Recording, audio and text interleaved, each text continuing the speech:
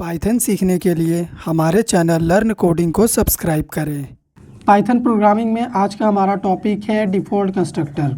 हम आपको बताएंगे कि डिफ़ॉल्ट कंस्ट्रक्टर क्या होता है, फुल एक्सप्लेनेशन मतलब डिफ़ॉल्ट कंस्ट्रक्टर को इम्प्लीमेंट कैसे करेंगे पाइथन में, ठीक है। और ये डिफ़ॉल्ट कंस्ट्रक्टर कैसे पाइथन के हर एक प्रोग्राम में होता है अगर हम खुद का क्रिएट नहीं करते हैं फिर भी।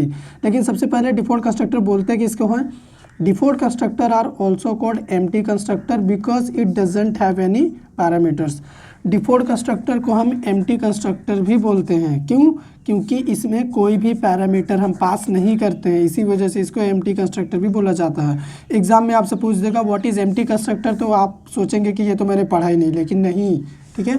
आपको पता रहना चाहिए कि एम्प्टी कंस्ट्रक्टर मतलब डिफ़ॉल्ट कंस्ट्रक्टर। आपको याद क्या रखना है डिफ़ॉल्ट कंस्ट्रक्टर के बारे में? If we don't defined any constructors the compiler automatically calls the default constructor. अगर मान लीजिए हम एक क्लास क्रिएट किए हैं, उसमें हम कोई भी कंस्ट्रक्टर डिफाइन नहीं किए हैं अपने एंड से, तो हमारा जो कंपाइलर होता है वो एक डिफ़ॉल्ट कंस्ट्रक्टर ऐड करता है अपने से, ठीक है। और वो डिफ़ॉल्ट कंस्ट्रक्टर अपने से ऐड होता है और अपने से वो कॉल भी हो जाता है जब हम ऑब्जेक्ट क्रिएट करते हैं। ये चीज़ हम प्रैक्टिकली शो करेंगे कैसे होता है। लेकिन सबसे पहले सिंटैक्स देख लो डिफ़ॉल्ट कंस्ट्रक्टर बनाने का। आपको एक क्लास क्रिएट करना है, क्लास का नेम देना है यहाँ पे, और इस क्लास के अंदर अगर आप इस तरीके से कुछ लिख देते हैं तो यही हो जाएगा आपका डिफ़ॉल्ट कंस्ट्रक्टर।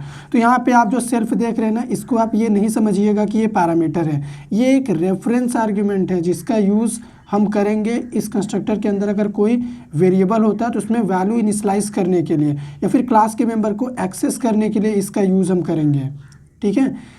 बाकी इसका और कुछ भी यूज़ नहीं है, तो ये एक रेफरेंस पैरामीटर है, समझिएगा, ठीक है। कोई ऐसा पैरामीटर नहीं है जो हम एक्सटर्नली पास करते हैं। ये पाइथन के हर एक फंक्शन में हम लिखते हैं सेल्फ, ताकि हम फंक्शन के अंदर क्या कर सके, मेंबर्स को यूज़ कर सके, उनमें वैल्यू इनिशियलाइज कर सके, इस वजह से। तो चलिए प्रैक्टिकल शो करते हैं डिफ़ॉल्ट कंस्ट्रक्टर का कि कैसे ये इम्प्लीमेंट होगा। सबसे पहले हम क्या करेंगे, क्लास क्रिएट करेंगे। तो यहाँ पे ए नाम का हम क्लास बना रहे हैं क्योंकि विदाउट क्लास कंस्ट्रक्टर का कोई भी कॉन्सेप्ट नहीं होता है। तो अगर इस क्लास ए के अंदर हम एक स्पेशल टाइप का मेथड क्रिएट करें, डिफ कीवर्ड की मदद से ही हम पाइथन में कोई भी मेथड क्रिएट कर सकते हैं। तो यहाँ पे अगर हम डबल अंडरस्कोर के साथ लिखे इनिट और एक सेल्फ रेफरेंस पैरामीटर यहाँ से पास कर दे, तो यही हो गया हमारा क्या, कंस्ट्रक्टर। और ये कंस्ट्रक्टर है हमारा डिफ़ॉल्ट कंस्ट्रक्टर। डिफ़ॉल्ट कंस्ट्रक्टर में हम खुद का क्रिएट किया हुआ कोई भी पैरामीटर पास नहीं कर सकते यहाँ से, ओनली सेल्फ रहेगा। और सेल्फ इसलिए रहेगा ताकि अगर हम इस क्लास ए में कोई मेंबर क्रिएट करें तो उसको इस सेल्फ के थ्रू यहाँ पे कंस्ट्रक्टर के अंदर एक्सेस कर सके। फॉर एग्ज़ाम्पल अगर मान लो यहाँ पे हम एक मेंबर क्रिएट कर रहे हैं, क्लास का मेंबर है ये, इसमें वैल्यू दे दिए अखिलेश। अब मान लो मुझे क्या करना, उस अखिलेश को यहाँ पे प्रिंट करना है, तो यहाँ पे हम क्या कर सकते हैं, उसको एक्सेस कर सकते हैं। तो डायरेक्टली अगर हम ऐसे प्रिंट करेंगे तो हमें एरर मिलेगा। हमें क्या करना पड़ेगा, सेल्फ के थ्रू ही उसे एक्सेस करना पड़ेगा। इस पैरामीटर के थ्रू ही हम इस नेम को इस कंस्ट्रक्टर के अंदर प्रिंट कर सकते हैं, ठीक है। अब करना क्या है, हमें ऑब्जेक्ट क्रिएट करना है। तो ऑब्जेक्ट क्रिएट करने के लिए हम क्लास का नेम यूज़ करेंगे, उसके बाद उसको इनिशियलाइज कर देंगे एक ऑब्जेक्ट नाम के वेरिएबल में। ऑब्जेक्ट बन गया, अभी ऑब्जेक्ट क्रिएट हो गया है। प्रोग्राम को हम रन करेंगे तो हमें आउटपुट शो करेगा यहाँ पे अखिलेश, ठीक है। यहाँ पे देखिए, और कंस्ट्रक्टर एक स्पेशल टाइप का फंक्शन होता है, उसे हमें कॉल नहीं करना पड़ता है। जैसे ही हम ऑब्जेक्ट क्रिएट करते हैं, ये जो कंस्ट्रक्टर होता है ना, ये अपने आप कॉल हो जाता है। अगर मान लो इस क्लास में हम एक और फंक्शन क्रिएट करते हैं, खुद का फंक्शन, नॉर्मल फंक्शन, ठीक है, नॉर्मल मेथड है ये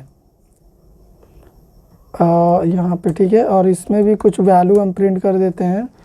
फॉर एग्ज़ाम्पल हम यहाँ पे एक और क्लास का मेंबर ले लेते हैं, एज 22, और उस एज को यहाँ पे हम क्या कर रहे हैं, प्रिंट कर रहे। तो हमें लिखना पड़ेगा सेल्फ डॉट एज। अब अगर हम प्रोग्राम को रन करेंगे ना, आप देखिएगा आउटपुट में क्या आएगा, आउटपुट में ओनली अखिलेश प्रिंट हुआ है।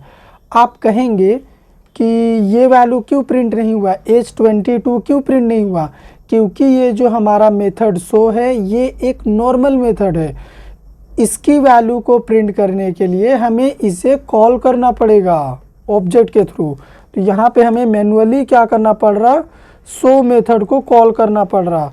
शो मेथड को कॉल करने के बाद अगर हम रन कर रहे हैं तो यहाँ पे देखिए ये वैल्यू प्रिंट हो रहा, जबकि जो कंस्ट्रक्टर था हमारा उसे कॉल नहीं करना पड़ता है, वो अपने आप कॉल हो जाता है। इसीलिए ये क्या है, एक स्पेशल फंक्शन है। और ये हमारा डिफ़ॉल्ट कंस्ट्रक्टर है क्योंकि इसमें हमने खुद का कोई भी क्रिएट किया हुआ पैरामीटर पास नहीं किया है।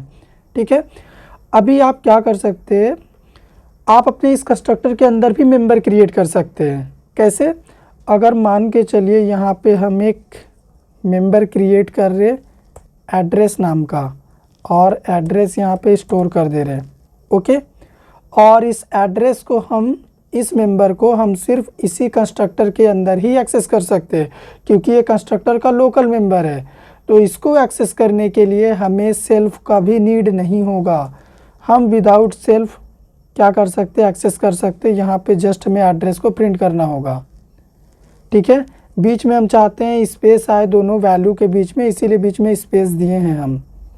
ओके, प्रोग्राम को हम सेव कर रहे, अब रन कर रहे। यहाँ पे देखिए ये हमारा एड्रेस प्रिंट हुआ है नेम के साथ। तो अगर कंस्ट्रक्टर का मेंबर है तो उसको एक्सेस करने के लिए सेल्फ का रिक्वायरमेंट नहीं है। सेल्फ का रिक्वायरमेंट तभी होता है जब हम क्लास के मेंबर को एक्सेस करना चाहते हैं। ठीक है, फिर चाहे वो कंस्ट्रक्टर मेथड हो या फिर नॉर्मल मेथड हो, उसमें सेल्फ लगेगा। और यहाँ पे हमने आपको दोनों चीज़ें करके भी दिखाई प्रैक्टिकली कि कैसे नॉर्मल मेथड को कॉल करना पड़ता है, कंस्ट्रक्टर को कॉल नहीं करना पड़ता है। अगर आपको ये कॉन्सेप्ट समझ में आया हो तो वीडियो को लाइक करिए, शेयर करिए, चैनल पे नए हैं सब्सक्राइब कर दीजिए।